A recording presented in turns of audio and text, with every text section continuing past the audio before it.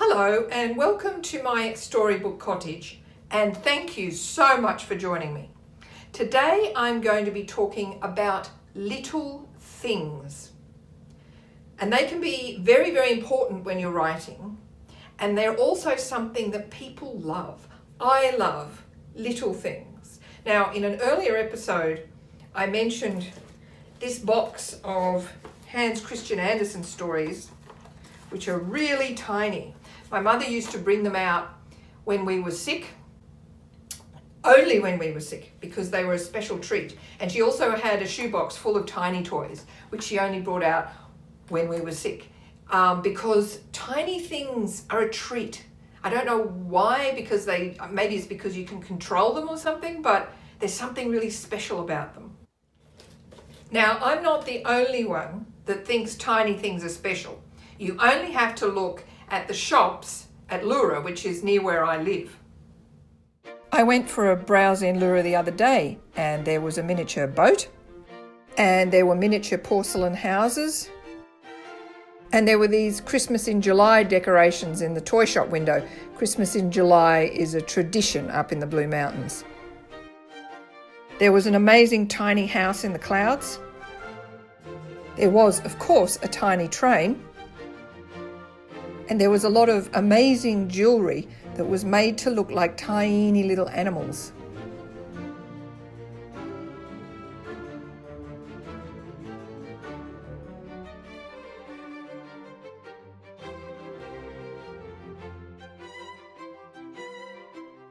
As well as a few figurines.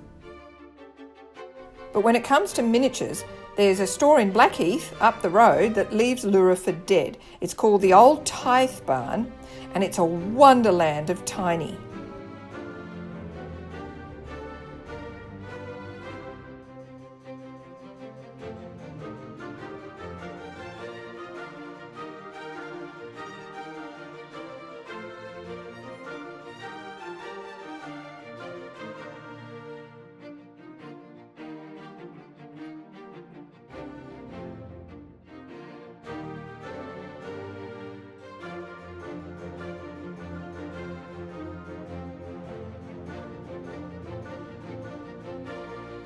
I went looking for a few new things for my daughter's doll's house.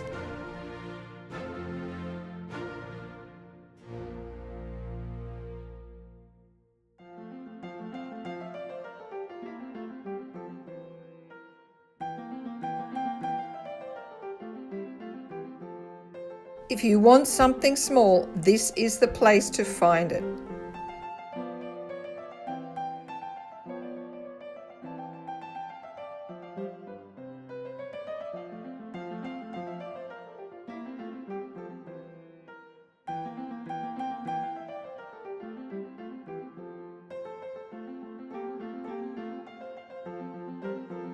Like a doll's house or a dining suite.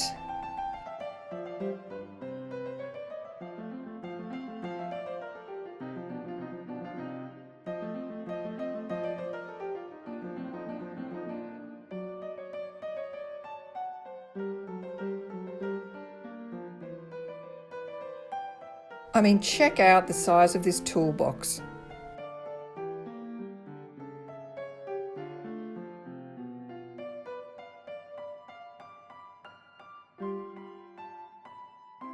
And the gorgeous little violin. And the stroller.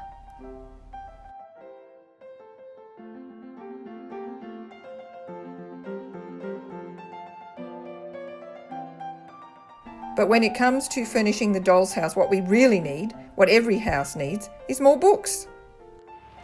So this is what I bought at the doll's house shop. I bought this beautiful little horse, and these little blocks,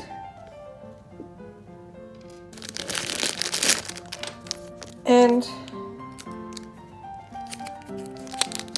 I bought some books because you can't have too many books.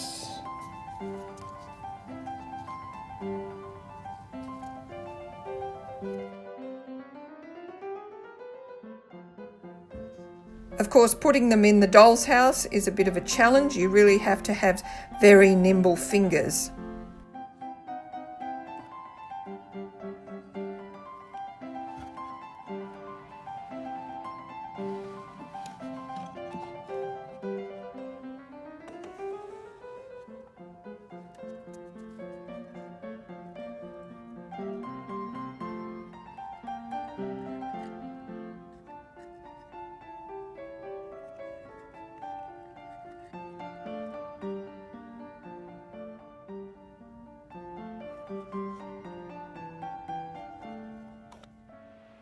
The lovely lady at the shop also gave me this tiny little piece of fabric to stick in one of the bedroom drawers.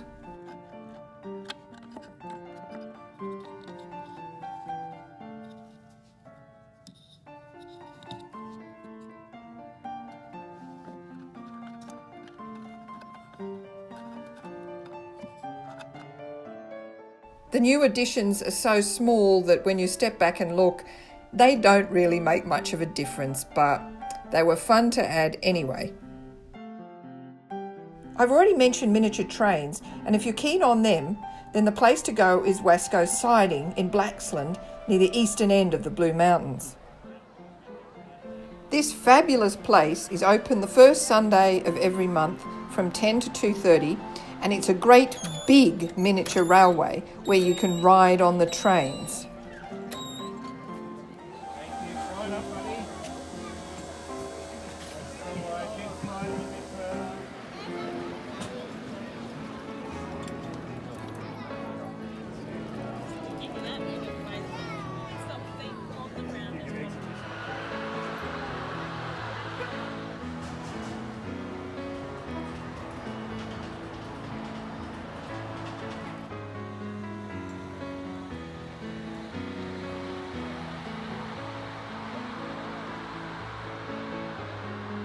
It has small versions of everything railway, small water tanks for the steam engines, a small tunnel, small signal lights, a small billboard.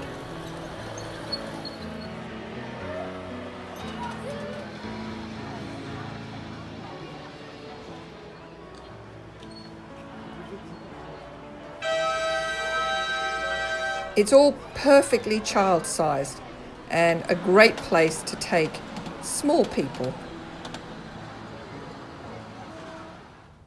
Now, I've mentioned that little things can be very important when you're writing. For instance, little things like punctuation, like full stops and commas, they can make a big difference. And even little things like the sound of words. But it's the little things in a plot that can really drive a narrative, like in Shelter, for instance. There's a moment in this book when the protagonist, Meg, stumbles on two footprints, which make a huge difference in the plot, even though the footprints themselves aren't very big. And a similar thing happens in this book, Traced. There's a moment in this book when the protagonist, Jane, notices a strange mobile phone sitting on a barbecue. And that has big implications, but I won't give away what they are right now. The Gentleman's Garden is all about little things.